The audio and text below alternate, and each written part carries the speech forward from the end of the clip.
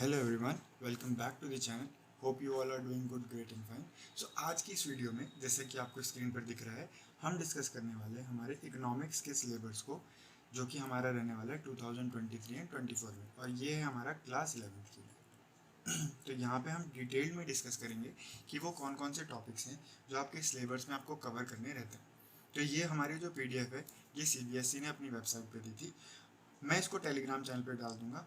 और अगर आपको मेरा टेलीग्राम चैनल आपने मेरा टेलीग्राम चैनल ज्वाइन नहीं किया है तो आप मेरे टेलीग्राम चैनल को ज्वाइन कर लीजिए।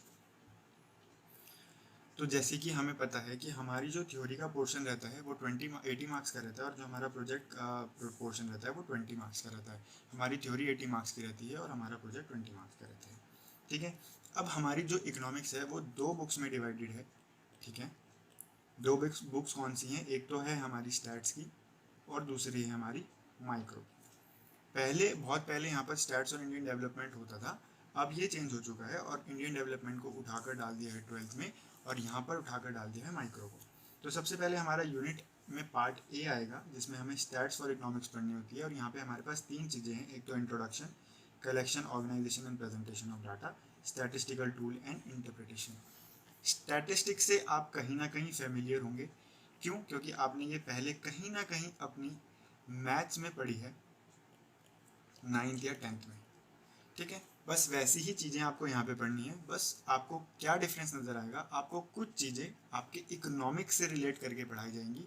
चीज़ें वही हैं, सेम कैलकुलेशन फॉर्मूलेज वही रहेंगे, बस चीज़ों को थोड़ा सा लिंक कर दिया जाएगा economics commerce point of view से। ये आपकी होल्ड करती है 40 मार्क्स, जिसमें से आपके 15 मार्क्स का जो पोर्शन है वो होल्ड करते हैं पहले दो units, that is introduction, collection, organisation, presentation of data. और बाद के जो 25 मार्क्स हैं वो होल्ड करती है आपकी स्टैटिस्टिकल टूल्स एंड इंटरप्रिटेशन। ये मेजरली आपका प्रैक्टिकल पोर्शन रहेगा, और यहाँ पर आपको थोड़ी थ्योरी भी पढ़नी पड़ेगी। उसके बाद आता है हमारा part B, which is very important, and scoring, जो कि मैं बोलूँगा जो है आपका इंट्रोडक्शन टू माइक्रो इकोनॉमिक्स। यहाँ पर आपके पास चार चीज़ें हैं, अगेन 4 यूनिट्स हैं आपके पास। दैट इज इंट्रोडक्शन वाली unit, consumer equilibrium and demand वाली unit, producer behaviour and supply वाली unit, and in the last forms of market price determination under perfect competition with simple application. इनका marks में किस तरीके से डिस्ट्रीब्यूशन है? हमारा जो इंट्रोडक्शन वाला पोर्शन है वो 4 मार्क्स का है। हमारा जो कंज्यूमर इक्विलिब्रियम वाला पोर्शन है वो 14 मार्क्स का है। जो हमारा प्रोड्यूसर बिहेवियर वाला पोर्शन है वो अगेन 14 मार्क्स का है। और हमारा जो लास्ट में फॉर्म्स ऑफ मार्केट है वो 8 मार्क्स का है। तो part A 40 marks, part B 40 marks. ठीक है। अब चैप्टर वाइज देख लेते हैं कि चैप्टर वाइज इसके अंदर क्या क्या है।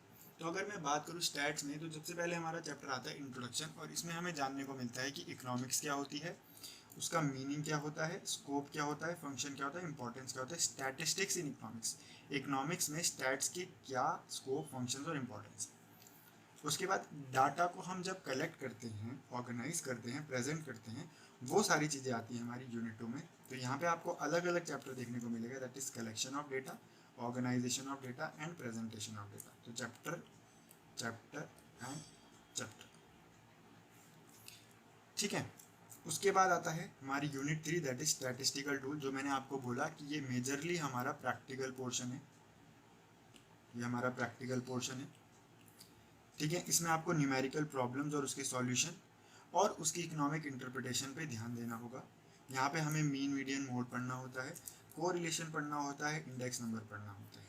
ठीक है। तो ये 3 यूनिट हैं आपकी स्टैटिस्टिक्स में। एक तो है इंट्रोडक्शन, एक है collection and presentation of data, उसके बाद है स्टैटिस्टिकल टूल एंड इंटरप्रिटेशन। उसके बाद बात आती है हमारी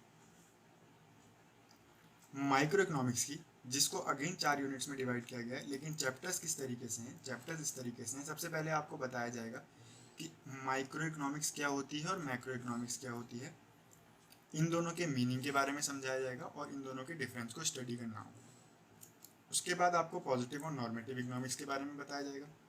इकोनॉमी क्या होती है, सेंट्रल प्रॉब्लम्स क्या होती हैं इकोनॉमी की, प्रोडक्शन पॉसिबिलिटी, फ्रंटियर या कर्व क्या होता है, और अपॉर्चुनिटी कॉस्ट क्या होती है। तो ये टॉपिक्स आपको अभी समझ नहीं आ रहे होंगे, बट आपका पहला चैप्टर क्या रहने वाला है? इंट्रोडक्शन। उसके बाद आपको सेकंड चैप्टर मिलेगा कंज्यूमर इक्विलिब्रियम का, जो यूनिट है हमारी कंज्यूमर इक्विलिब्रियम की, उसके बाद आपको थर्ड चैप्टर देखने को मिलेगा इंडिफरेंस कर्व और उसके एनालिसिस। फिर आपको देखने को मिलेगा डिमांड। डिमांड के अंदर आपको काफ़ी कुछ पढ़ना है, इंडिफरेंस कर्व के अंदर आपको काफ़ी कुछ पढ़ना है, कंज्यूमर इक्विलिब्रियम के अंदर आपको काफ़ी कुछ पढ़ना है। मैं आपको इसलिए डीपली डिस्कस कर रहा हूँ, अगर आपके पास कोई भी ऐसी बुक है जो पुरानी है तो आप ये सिलेबस देखकर उस बुक के साथ कंपेयर कर सकते हैं कि कौन कौन से टॉपिक्स जो कि सीबीएसई ने स्पेसिफिकली मेंशन किए हैं, जो हमारी बुक में या तो नहीं है या फिर हैं और सीबीएसई ने हटा दी हैं। तो या तो आपको अपनी बुक में वो चीज़ इंसर्ट करनी होगी या फिर आप अपनी बुक से वो चीज़ डिलीट कर सकते हैं या रिमूव कर सकते हैं। ठीक है, बाकी यहाँ पर इस चैनल पे यू विल गेट एवरीथिंग। फिर अगली यूनिट आती है जिसमें हमें प्रोडक्शन फंक्शन को पढ़ना होता है, शॉर्ट रन लॉन्ग रन, जिसमें हमें हमारा कॉस्ट का चैप्टर पढ़ाया जाता है कि कॉस्ट क्या होती है, रेवेन्यू का चैप्टर पढ़ाया जाता है कि वो क्या होती है, प्रोड्यूसर इक्विलिब्रियम का चैप्टर पढ़ाया जाता है कि वो क्या होता है, एंड देन लास्ट में हमारे पास सप्लाई आता है।